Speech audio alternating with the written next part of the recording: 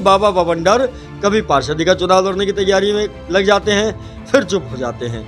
कभी विधायकी के चुनाव लड़ने की तैयारी में लग जाते हैं, फिर चुप हो जाते हैं। मुझे ये पता चला है कि बाबा बवंडर ने आखिरकार सोच ही लिया है कि बल्लभगढ़ की अगर जनता का भला करना है तो उसके लिए माइक के साथ साथ पावर भी हाथ में होनी बहुत जरूरी है। दर्शकों, क्या आपने कभी देखा है कि ये फरीदाबाद के सांसद साहब या बल्लभगढ़ के जो विधायक साहब हैं या जो पहले विधायक का रह चुकी शारदा राठौर जी, उन्होंने किसी चौकी थाने में आज तक औचक निरीक्षण किया है क्या? शहर में कुछ भी हुआ तो विधायक साहब ने फोन करा और 1 मिनट में एसएचओ का ट्रांसफर हो गया। ये ताकत जनता के पास क्यों नहीं है? मैं जनता से सिर्फ इतना ही कहूंगा, मैं एक एक मुद्दे लेकर आपके सामने आ रहा हूँ। मेरे पास किसी बड़ी पार्टी का कोई समर्थन नहीं है और ना ही मैं इतना धनवान हूँ और ना ही इतना धन खर्च कर सकता हूँ कि किसी बड़ी पार्टी को ज्वाइन करूँ, फिर लाखों खर्च करके उसके प्रोग्राम्स कराऊं, फिर खर्च करने के बाद उसे कमाने की सोचूं। मैं क्यों भाई, जब मैं खर्च करूंगा करोड़ों रुपए तो फिर कमाने की सोचूंगा। मैं क्यों सोचूं भाई, क्यों करूं मैं खर्च करोड़ों रुपए? सबसे मुख्य विषय ये है कि मैं करोड़ों रुपए चुनाव में क्यों खर्च कर रहा कोई, इसलिए तो खर्च कर रहा क्योंकि उसे कमाना है। आप देख रहे हैं एटीएन न्यूज। बाबा बवंडर का असली नाम क्या है? बाबा बवंडर करते क्या हैं? चिल्लाते तो बहुत है कैमरे पर उनके उस चिल्लाने से क्या जनता का कोई भला होता भी है या नहीं, वो भी आज हम बाबा बवंडर से पूछेंगे। बाबा, बहुत बहुत स्वागत आपका। बहुत बहुत धन्यवाद। सबसे पहला सवाल जो मेरा आपके लिए, आपका नाम क्या है? देखिए, मेरा नाम है विनोद कुमार यादव। छोटे बेटे ने कहा कि पापा आप अपना नाम चेंज करो और अपना नाम रखो बाबा बवंडर। दर्शकों, मुख्य बात है, माँ बाप नामकरण करते हैं बच्चों का, पर बाबा बवंडर के साथ हुआ उल्टा। बच्चों ने ही नामकरण कर दिया बाबा बवंडर का। बाबा, कभी पार्षदी का चुनाव लड़ने की तैयारी करते हो, कभी कहते हो मैं विधायकी लड़ूंगा, फिर कहते हो अरे यार विधायकी भी क्या लड़नी, सीधा सांसद ही लड़ते हैं। अब आप ये सोच रहे होगे कि पहले मैं पार्षद बनना चाहता था। देखिए, आज से लगभग 2 साल पहले जिस समय पार्षद के चुनाव होने वाले थे, तब हमने अपने आप को पार्षद के लिए नॉमिनेट करने की कोशिश की, आपके सामने अपना नाम रखा, लेकिन उसके बाद पार्षद चुनाव ही नहीं हुए। हमें धीरे धीरे समझ आया कि पार्षद चुनाव तो सरकार की अनुकंपा पर है, सरकार चाहेगी तो होंगे।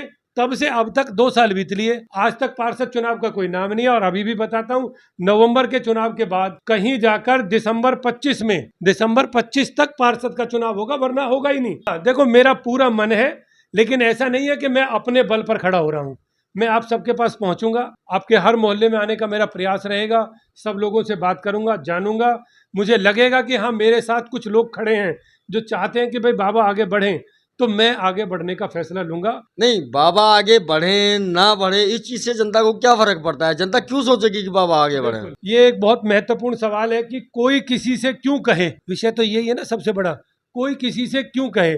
तो मैं हमेशा उन्हें एक बात कहता हूँ कि सबसे पहले ये सोचिए कि जो भी आपका विधायक है, वो विधायक आपके क्षेत्र का है या नहीं है। सबसे पहला मापदंड जो बाबा कह रहे हैं कि वो आपके क्षेत्र का है या नहीं।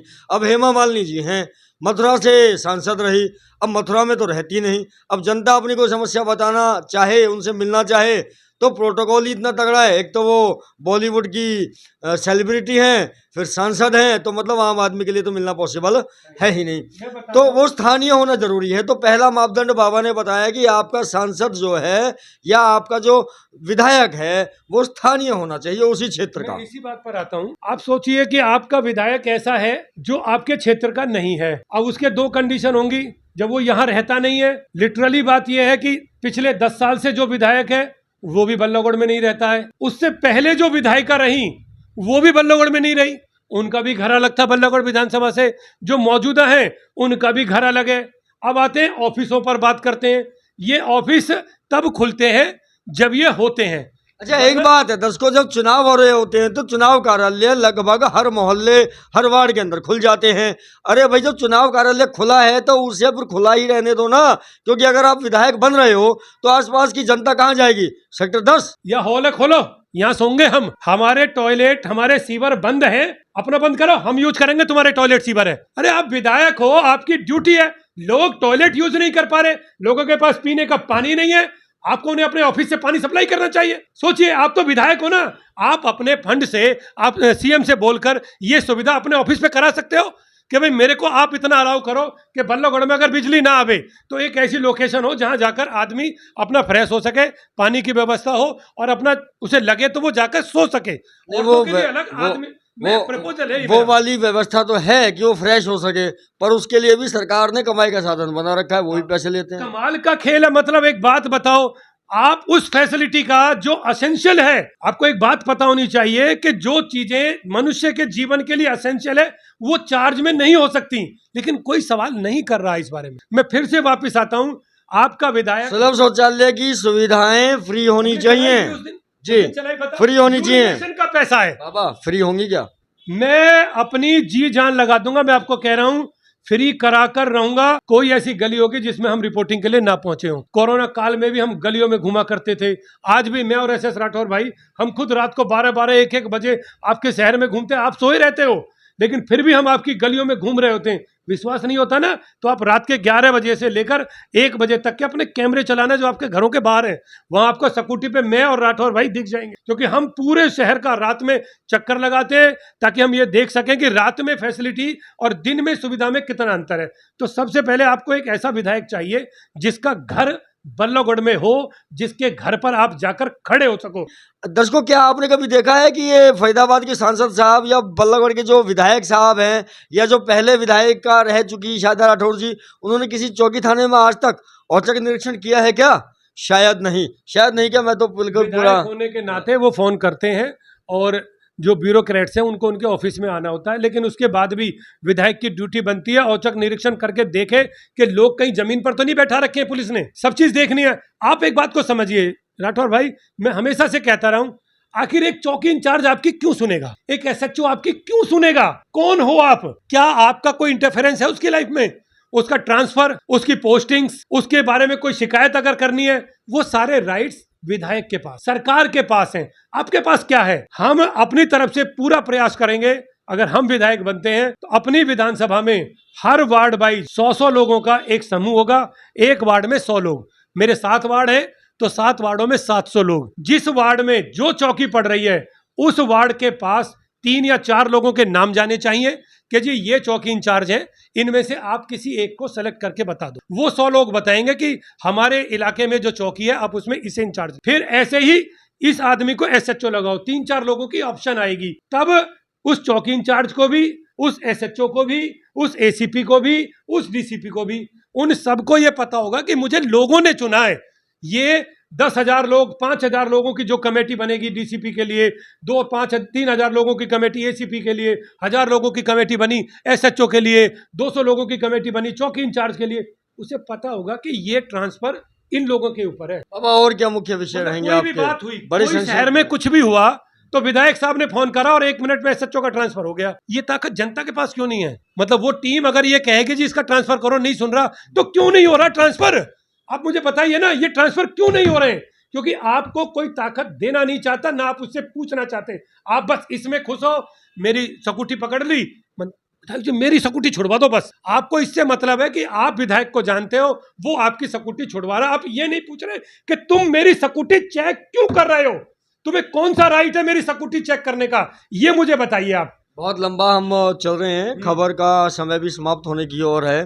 बाबा, और क्या क्या मुख्य मुद्दे हैं आपके जो कि आप बल्लभगढ़ के अंदर चाहते हैं कि यहाँ पर बहुत ज्यादा सुधार की आवश्यकता है? देखो, ऐसा कोई भी क्षेत्र नहीं है जिसमें सुधार की आवश्यकता ना हो। सबसे मेजर चीज है कि लोग किस चीज से सबसे ज्यादा परेशान। लोग परेशान है सफाई ना होने से, पानी ना आने से, बिजली ना आने से। मैंने आपको बिजली का बताया है, पानी का मैं आपको बता देता हूँ। प्रायोरिटी विधायक की ये होनी चाहिए राठौर भाई कि आप रेन वाटर हार्वेस्टिंग के लिए बोर खुदवाओ। सरकार किस चीज पर दिमाग लगा रही है कि मैं पानी सप्लाई करके पैसा लूं, बजाय उसके सरकार पैरेलल में ये कोशिश करे कि हर गली में एक बोरवेल मुझे खुदवाना है ताकि बारिश का पानी मैं 2, 3, 4 साल में जमीन में डाल सकूं। आपको खुद ही इस जमीन में इतना पानी मिल जाएगा, लेकिन आपको ये कोई समझा नहीं रहा है और ना वो लोग ऐसा करना चाहते हैं। वरना इतना पानी बारिश में आता है जो वेस्ट हो रहा है, उसी को जमीन में डालो ना, और जो लोग उसे बाहर निकालें उसके ऊपर आप अपना मीटर लगा दो एमसीएफ का कि जी आप मीटर नीचे निकाल रहे हो तो ये आप इसका बिल दे दो। क्या कहेंगे जनता से? मैं जनता से सिर्फ इतना ही कहूंगा, मैं एक एक मुद्दे लेकर आपके सामने आ रहा हूं। मेरे पास किसी बड़ी पार्टी का कोई समर्थन नहीं है और ना ही मैं इतना धनवान हूं और ना ही इतना धन खर्च कर सकता हूं कि किसी बड़ी पार्टी को ज्वाइन करूं, फिर लाखों खर्च करके उसके प्रोग्राम्स कराऊं, फिर खर्च करने के बाद उसे कमाने की सोचूं। मैं क्यों सोच भाई, जब मैं खर्च करूंगा करोड़ों रुपए तो फिर कमाने की सोचूंगा। मैं क्यों सोचूं भाई, क्यों करूं मैं खर्च करोड़ों रुपए? सबसे मुख्य विषय यह है कि मैं करोड़ों रुपए चुनाव में क्यों खर्च कर रहा कोई? इसलिए तो खर्च कर रहा क्योंकि उसे कमाना है। आप लोगों को यह सोचने की जरूरत है कि आपकी जो विधायक हो वो बल्लभगढ़ का हो, आपका विधायक ऐसा हो जिसे आप पकड़ सकते हो, आपका विधायक ऐसा हो जो आपके मध्य घूमता रहे। तो दर्शकों, बाबा ने साफ तौर पर कहा कि मैं किसी पार्टी से नहीं हूं, मैं निर्दलीय हूं। एक विचारधारा जो आजकल धीरे धीरे बढ़ रही है कि चिन्ह नहीं चेहरा चुने, उस विचारधारा को अपनाते हुए बाबा ने निर्दलीय चुनाव लड़ने की तैयारी आरंभ कर दी है। बिजली, पानी, सीवर, सड़क, सफाई, इन सभी मुद्दों से आप सभी अगर ग्रसित हैं तो आप कहीं ना कहीं एक बेहतर कैंडिडेट को वोट देने के लिए ढूंढ रहे होंगे। एक पॉइंट मैं हमेशा उठाता हूं, मुझे सरकार जवाब दे, हरियाणा की सरकार। इको ग्रीन सफाई का काम अगर हम शास्त्रों को देखें तो लाखों सालों से एक समाज विशेष कर रहा, हमेशा से करता आया। वो समाज विशेष सबके घर में सफाई करता, उससे उसकी आजीविका चलती थी। लेकिन जब से ये इको ग्रीन का काम आया तो पता लगा कि उस समाज विशेष के पास तो ठेका ही नहीं है कोई। कमाल का खेल देखिए, क्या ड्यूटी नहीं बनती सीएम की कि वो हर, मान लो बल्लभगढ़ में जो भी वो समाज है जो सफाई का काम करता है, उस समाज के हर परिवार को मिलाकर एक संस्था बनाते। रिजर्व होना चाहिए, होना भाई चाहिए था वो काम। लाखों सालों से इनका है तो यही करेंगे। आज जब उसमें पैसा कमने का नंबर आया तो हर कोई उसमें घुस गया है, हर कोई उसी में घुस गया है। मैं तो जो देखने में मेरे में आ रहा है, जो हमने रिपोर्टिंग में देखा, मैक्सिमम केसेस में तो जो पार्षद है उन पार्षदों के परिवार या उनका मित्र जो उस काम को कर रहा है, और जो उस समाज से ही नहीं है। मतलब ऐसा नहीं है कि उस पार्षद का कोई मित्र उस समाज से ना है, लेकिन नहीं, मित्र को काम नहीं दिया, भाई को काम दे दिया, अपने परिवार में से या अपने किसी खास को वो काम दिया है। क्यों दिया भाई? तुम ये भी तो कर सकते थे कि तुम उसी समाज को देते ये काम। एक समाज विशेष की जो आजीविका है उसके ऊपर कहीं ना कहीं जो है प्रहार करने की कोशिश की गई है। भी देखो उस समाज में क्या है कि जो मेरा मानना है, गलत भी हो सकता हूं मैं, क्योंकि वो लोग सफाई का काम करते हैं जिसके चलते उनका स्वास्थ्य खराब रहता है, जिसके चलते हुए आप देखोगे राठौर भाई के उनके पास ना ज्यादा उम्र के लोग नहीं है। आप उस समाज के अंदर 60-65 से ऊपर का आदमी नहीं देखोगे, क्योंकि इतनी बीमारियां लग जाती हैं, ना उनको इलाज मिलता है। और ये सरकारें, ये जो दुनिया भर की जो वाइन पॉलिसी बना रखी है, इनको प्रमोट कर कर कर उन लोगों को वाइन पिला पिला के ऐसा बना देती हैं बेचारों को कि वो 65 साल से ऊपर जी नहीं पाते। जो विधवाएं बच जाती हैं वो बेचारे अपने रिक्शा लेकर कहीं घरों से कुछ कूड़ा इकट्ठा करके अपना परिवार चलाना चाहती हैं, उसे ये इको ग्रीन वाले नहीं चलाने देते। कमाल का खेल देखो, कोई बेचारा अपने घर को चलाना चाहती है, कोई बेचारी अपने रेहड़ी से अपने परिवार को पालना चाह रही है, तो उसे ये पार्षदों के द्वारा पोषित ये जो लोग हैं जिन्हें इको ग्रीन के काम मिले हुए, ये उन्हें नहीं काम करने देते। मैं तो सोचकर हैरान हूं कि जो काम उस समाज का था उसे क्यों नहीं दिया गया, क्यों संस्थाएं नहीं बनाई आपने? आपके सामने बाबा बहुत बड़ी बड़ी चुनौतियां हैं। 10 साल एक विधायक रह चुकी, 10 साल एक विधायक रह चुके, और अभी हाल ही में आपने चुनाव देखे, भारतीय जनता पार्टी के जो सांसद प्रत्याशी थे कृष्णपाल गुर्जर, वो भी बल्लभगढ़ से जो है 42-44 हजार वोटों की लीड लेके जो है जीते हैं। क्या कहेंगे? देखो, मेरा एक ही कहना है कि हर चुनाव का अपना एक मुद्दा होता है। सेंट्रल जो चुनाव होता है उसमें लोग अलग अलग तरीके से सोचते हैं और उस हिसाब से वोट करते हैं। जब विधायक का चुनाव आता है तो लोगों की सोच अलग होती है स्थानीय मुद्दों को लेकर। ठीक है, अब हम क्या चाहते हैं, हम आपको ये चाहते हैं कि आप डेमोक्रेसी को फील करो। वो फील कराने का काम मैं आपको करके दूंगा, आपको लगे कि हाँ इसे डेमोक्रेसी बोलते हैं। वो आपको वक्त के साथ साथ आपके हर जितने भी मोहल्ले हैं, जितने भी इलाके हैं, उनके लिए अगर हम विधायक बनते हैं तो क्या करेंगे, वो सब चीजें मैं धीरे धीरे आपके सामने रखूंगा। इससे वो जो विधायकों के कंटेस्टेंट बनकर आ रहे हैं ना, जो ये सोच रहे हैं मैं तो इस पार्टी से हूं, मैं तो उस पार्टी से हूं, मैं तो वहां से हूं, मैं तो ऐसे जीत जाऊंगा, उन पर प्रेशर आएगा। उनको भी तो पता लगे कि काम क्या है असली। ये भी तो पूछे कोई उनसे कि भाई ये काम है, ये हो क्यों नहीं रहा है, क्यों नहीं हो रहा है? क्योंकि आपको उसका पता नहीं है। आपको ये आज आप भूल जाओगे, आपको अगले 2 महीने अनाज मिलता रहेगा, आप वोट डालोगे, जैसे वोट डालोगे उसके बाद आपको फिर अनाज मिलना बंद हो जाएगा।